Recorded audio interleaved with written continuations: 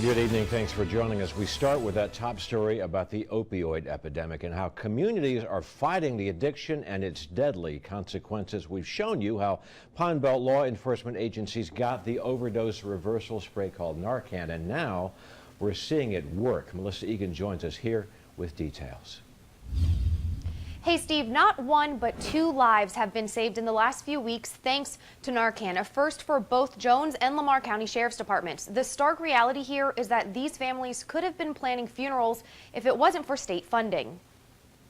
When we got there, the young man had no pulse, he wasn't breathing, and he was blue. The young man was overdosing on heroin, but 2 sprays of Narcan from these deputies brought him back to life. We're in the business to help people. We want to save lives. And we got there and we saw somebody who, no matter what their choices were, was in a situation where they needed help, and we had the capability to help them. And give them a second chance. The second chance successful through recent funding and training from state agencies. Precious seconds obviously count. Jones County Sheriff Alex Hodge says the overdose reversal spray is now critical for all deputies to have access to 24/7. With this application, immediately now I think this is going to bring awareness to the other law enforcement officers to know, hey, I need to keep that on me, because in this case it saved lives. And that's not the only case. The Lamar County Sheriff's Department also recently had their first save another young man heroin to blame. Sheriff Danny Regal says Narcan is expensive and the funding gave them access to supply fast.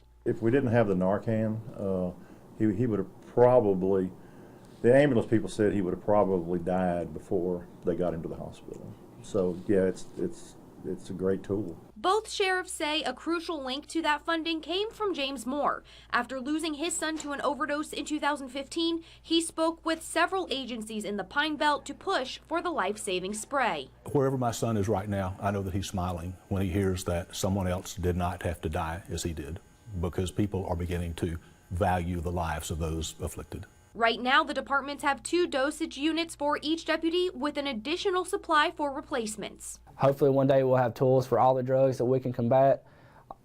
I don't care what you've done in the past. I want to do everything I can to make sure you have a bright future.